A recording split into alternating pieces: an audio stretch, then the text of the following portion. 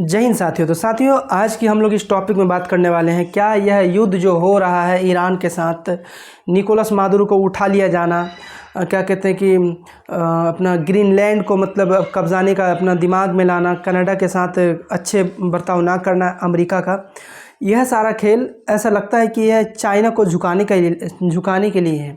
असल में चाइना को पीछे करने के लिए है। साथियों समझेंगे कि देखिए चाइना किस प्रकार से आगे बढ़ता हुआ नज़र आता है और चाइना किस प्रकार से अब तक 1979 तक यानी कि 1979 से लेकर अब तक 2026 जो चल रहा है वर्तमान में आज के डेट को लेकर अब तक उन्होंने 45 साल से लेकर अब तक एक भी युद्ध नहीं लड़ा है।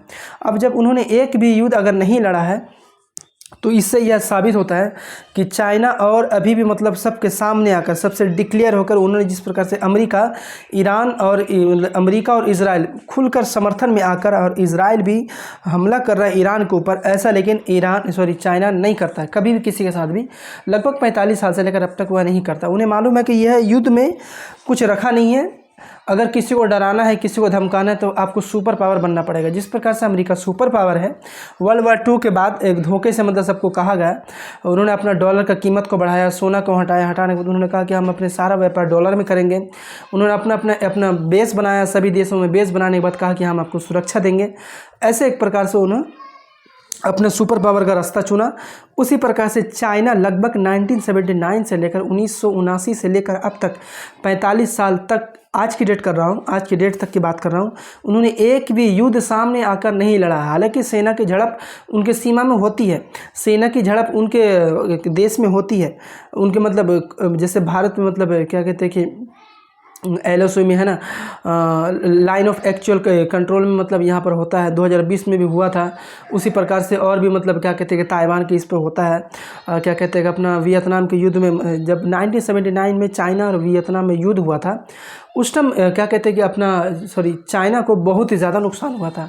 नुकसान किस बात का हुआ था कि चाइना को लगभग 20,000 से लेकर 30,000 सैनिक मारे गए थे वियतनाम युद्ध में, और जबकि 20 से लेकर 40,000 तक सैनिक उस पर घायल हुए थे। जिसमें यह माना जा रहा है कि लगभग ये जो है वियतनाम युद्ध से उन्हें सबक मिला है कि हम आज के बाद से युद्ध नहीं लड़ेंगे, और अगर युद्ध लड़ेंगे तो कब, जब तक वह सुपर पावर नहीं बन जाए, जब तक उनसे सारे के सारे देश आकर क्या कहते हैं कि अपने आप को सुरक्षा नहीं मांगने लगे, जब तक उनसे सभी देश उनसे क्या कहते हैं कि व्यापार नहीं करने लगे, तब तक चाइना कभी भी किसी को कुछ सामने आकर युद्ध की धमकी नहीं देगा, ना ही उससे सामने आकर युद्ध लड़ेगा। आप जो है ना आजकल सुनते होंगे कि चाइना ताइवान के साथ मतलब अपने वहाँ पे सैन्य में मतलब अपना क्या कहते हैं सुरक्षा के लिए सारा कुछ मिसाइल वगैरह तैनात किया, लेकिन उन्होंने कभी भी सामने आकर युद्ध की चेतावनी नहीं देगा। जिस प्रकार से अमेरिका सबको क्या कहते हैं युद्ध की चेतावनी देता है। साथियों 1979 के बाद चाइना को ये समझ में आया कि अगर दुनिया के देश को अगर दुनिया को डराना है तो सुपर पावर बनना पड़ेगा। सुपर पावर बना जाता है GDP से। जब तक हमारी देश की GDP अच्छी नहीं रहेगी, अमेरिका से अच्छी नहीं रहेगी, जब तक हम GDP को क्रॉस नहीं करेंगे अमेरिका से, तब तक हम सुपर पावर नहीं बन सकते हैं। और तब तक हम चाइना से कोई लड़ नहीं सकता है, चाइना से कोई डर नहीं सकता। जब तक वह सुपर पावर नहीं बन जाता, जब तक वह अपने GDP को अच्छे इकोनॉमिक्स को अच्छी तरह से संभाल लेगा, तब तक लोग उनसे व्यापार करेंगे, लोग उनसे सुरक्षा मांगेंगे। अब साथियों सारा खेल अमेरिका जो लड़ाई पीट कर रहा है, युद्ध जो कर रहा है, यह युद्ध एक प्रकार से देखा जाए तो चाइना को झुकाने के लिए ही असल में ही माना जाता है। तो कारण नंबर 1, पहला चीज़, इन्होंने निकोलस मादुरो को उठा लिया। कहाँ से? वेनेजुएला के राष्ट्रपति को निकोलस मादुरो को उठा लिया जाता है, यानी कि 1 या 2 जनवरी के दिन उठा लिया जाता है। लेकिन इस चीज़ को समझ लीजिए क्योंकि दुनिया का सबसे ज़्यादा तेल कहाँ पे? वेनेजुएला के अंदर पाया जाता है, और ये वेनेजुएला से अच्छा एक प्रकार से क्या कहते हैं तेल का खरीद बिक्री कर रहे थे चाइना लगभग दिन का 3 लाख 4 लाख बैरल लीटर, यानी कि 3 से लेकर 4 लाख बैरल लीटर प्रतिदिन वह चाइना को बेच रहा था। कौन? वेनेजुएला। और चाइना उसे रिफाइनरी कर अपने देश में यूज़ कर रहा था, उन्हें फैक्ट्री में मतलब क्या कहते हैं कि फैक्ट्री में अपने इस्तेमाल कर रहा था पेट्रोल को। यानी कि वेनेजुएला को दुनिया के सबसे ज़्यादा तेल पाया जाने वाला वेनेजुएला है। और चाइना इससे अच्छी तरीके से अपना साझेदारी के अनुसार से अपना रिश्ता निभा रहा था और उनसे तेल खरीद रहा था, और तेल खरीदने के बाद ये अपने फैक्ट्री में अपने देश में आकर उसे इस्तेमाल कर रहे थे। अब दूसरे आप देखिए, इनको अपना कब्जा में कर लिया कौन? अमेरिका। किसको? निकोलस मादुरो को, और वेनेजुएला को अपने कंट्रोल में कर लिया। कंट्रोल में करने के बाद वहाँ के राष्ट्रपति जो मतलब अमेरिका के पपेट्स हैं उन्हें बैठा दिया गया। अब कोई भी जाकर वेनेजुएला से तेल खरीद सकता है अमेरिका का परमिशन लेकर। पहला चीज़, निकोलस मादुरो को खेल ख़त्म किया, वेनेजुएला के राष्ट्रपति को उठा लिया और वेनेजुएला को अपने कब्जे में कर लिया। अब कोई भी देश अगर उनसे तेल खरीदने के लिए जाएगा तो उसमें से आधा पेमेंट अमेरिका को करना पड़ेगा और आधा पेमेंट वेनेजुएला को। मतलब जिस प्रकार से नियम बनाया है, इतना सारा कुछ करने के बाद ये तो अपने उसमें क्या कहते हैं कि बट्टा यानी कि सट्टेबाजी में सट्टा लेंगे ही और उनसे वह पैसा कमाएगा ही कौन? अमेरिका। यानी कि एक रास्ता वेनेजुएला का ख़त्म कर दिया। दूसरा रास्ता, अब ऐसा माना जाता है कि दूसरा दुनिया में सबसे ज़्यादा तेल का दूसरे नंबर पे या तीसरे नंबर पे ईरान है। अब साथियों देखिए, जिस प्रकार से ईरान का पीछा लगा हुआ है कौन? अमेरिका। जिस प्रकार से ईरान का पीछा अमेरिका लगा हुआ है वह इजराइल लगा हुआ है। किसी भी वह अमेरिका और इजराइल चाह रहा है कि किसी भी तरीके से आयतुल्लाह अली खामनी के जो बेटे हैं, आयतुल्लाह अली खामनी को ख़त्म करने के बाद इन लोगों का प्लान था कि आयतुल्लाह अली खामनी को अगर मार दिया जाता है तो यह युद्ध वहीं के वहीं समाप्त हो जाएगा, यह युद्ध आगे नहीं बढ़ेगा, तख्ता पलट हो जाएगा और हम अपने सीनेटर यानी कि पपेट्स को लेकर जाकर बैठाएंगे और वहाँ का तेल को सारा निकालेंगे और दुनिया पे बेचेंगे। यानी कि तेल के भी मामले में ईरान के पास भी हमला कर दिया जाता है, और लेकिन यह मंसूबा कामयाब नहीं होता है अमेरिका का। यानी कि ईरान जो क्या कहते हैं कि अपना जो इकोसिस्टम बनाया था कि इसके बाद ये, इसके बाद ये, इसके बाद ये, लेकिन अमेरिका का ये सोच था कि जिस प्रकार से नवंबर दिसंबर में वहाँ की सरकार ने किस प्रकार से वहाँ के लोगों को, आंदोलन को कुचला और लोगों को उन्होंने मारा, उसे लगा था अमेरिका को वहाँ की सरकार के लोग मतलब ईरान के लोग उनके ऊपर विरोध होंगे और वहाँ की जनता मतलब सड़क पे आएगी और आकर वहाँ की सरकार गिर जाएगी और यहाँ पे ईरान पे अमेरिका का पपेट्स बैठ जाएगा। और अगर ईरान को कब्जे में ले लेते हैं तो तेल का भी, अब देखिए तेल का चाइना जो है ना ईरान से भी बहुत ही अच्छा खासा तेल खरीदा जाता है, खरीद करता है, उनसे अच्छा एक रिश्ता निभाता है। अब साथियों इस चीज़ को समझ लीजिए, देखिए चाइना ईरान से भी बहुत ही अच्छा तेल, मतलब माना जा रहा है कि सबसे ज़्यादा तेल ईरान से खरीदता है कौन? चाइना, ऐसा माना जा रहा है। देखिए साथियों, अब इसको थोड़ा सा और डिटेल से समझ लीजिए। अगर जिस प्रकार से वेनेजुएला को हाथ पे कर लिया गया, इसी प्रकार से अगर ईरान को हाथ पे कर लिया जाएगा तो अब क्या होगा कि आपको तेल खरीदने के लिए देखा जाए तो अमेरिका से परमिशन लेना पड़ेगा। अब अगर आप अमेरिका से परमिशन लीजिएगा तो फिर अमेरिका को भी एक अलग पेमेंट चुकता करना पड़ेगा। लेकिन इस चीज़ को समझ लीजिए कि अगर आप अमेरिका के ही इससे खरीदिएगा परमिशन से, तो फिर आप सुपर पावर कैसे बन पाइएगा।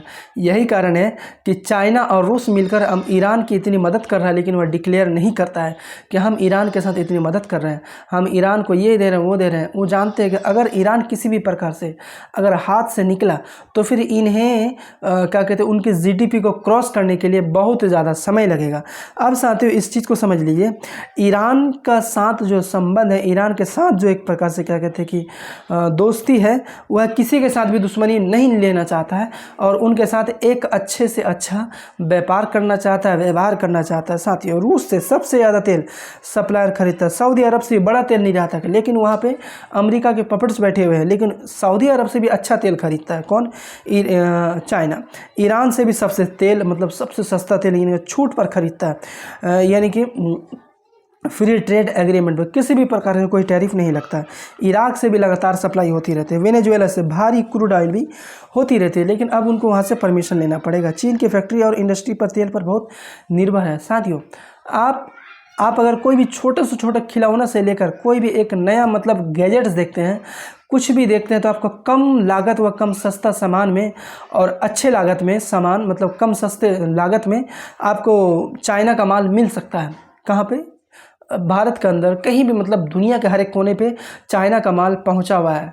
यानी कि चाइना, यही कारण है कि चाइना के इतने प्रोडक्ट्स इतने, आप देखिएगा अगर आप भारत में कुछ ऐसे खिलौने होते हैं जो देखने में लगा होगा कि इसका मतलब दाम 100 टका हो या फिर 200 रुपये हो, लेकिन कम से कम लागत में 50 रुपये तक में वह सामान मिल जाता है। चाइना इतना मतलब आगे बढ़ चुका है। चाइना हर एक देश से लगभग हर एक सामान खरीदता है। ऑस्ट्रेलिया से सबसे बड़ा लोहे का सामान खरीदता है, कच्चा माल। ब्राज़ील से, वहाँ से भी अच्छा माल खरीदता है स्टील बनाने के लिए। खाने का सामान अमेरिका से भी खरीदता है, ब्राज़ील से भी खरीदता है, अर्जेंटीना से भी खरीदता है। एक बार थोड़े दिन पहले अमेरिका से जो सोयाबीन जो तेल खरीद रहा था, वहाँ पे जिस प्रकार से टैरिफ लगाया गया, चाइना वहाँ पे नहीं खरीद रहा था, लेकिन वहाँ के किसानों ने अमेरिका के डोनाल्ड ट्रंप के ऊपर प्रेशर डाला। फिर उन्हें लास्ट में क्या कहते हैं, खाने पीने के सामान से टैरिफ हटाना पड़ा। उस वक्त उन्होंने ब्राज़ील से एक प्रकार से सोयाबीन खरीदना बहुत ही ज़्यादा शुरू कर दिया था। फिर उन्हें मतलब सोयाबीन खरीदने के लिए फिर चाइना को उन्होंने कहा कि आप सोयाबीन हमसे ही खरीदिए। अब साथियों देखिए, टेक्नोलॉजी का सामान ताइवान से भी खरीदता है, दक्षिण कोरिया से भी खरीदता है और जापान से भी खरीदता है। कौन? चाइना। चाइना सोचता है कि देखिए यह युद्ध में कभी भी किसी का भला नहीं होता है। आज अमेरिका और ईरान जो एक प्रकार से यहाँ पे युद्ध लड़ता हुआ नज़र आ रहा है, यहाँ पे फ़ायदा किसी के नहीं, बिलियन ऑफ डॉलर, यानी कि अमेरिका हमेशा हर एक वर्ष हर एक समय लाखों करोड़ों अरबों डॉलर क्या कहते हैं कि इस युद्ध में ख़त्म कर रहा है। कौन? China, sorry America. अब साथियों इस चीज़ को समझ लिए, सारा खेल चाइना को झुकाने के लिए क्यों है। साथ ही इस चीज़ को समझिए, यहाँ ये बताया जा रहा है कि देखिए लगभग अमेरिका का जो जीडीपी है, उस जीडीपी मतलब लगभग 27 से लेकर 28 ट्रिलियन डॉलर तक है। 27 से लेकर 28 ट्रिलियन डॉलर बहुत ही ज़्यादा रकम होता है। जबकि भारत में लगभग 4 ट्रिलियन डॉलर भारत की जीडीपी है लगभग, लेकिन 27 से लेकर 28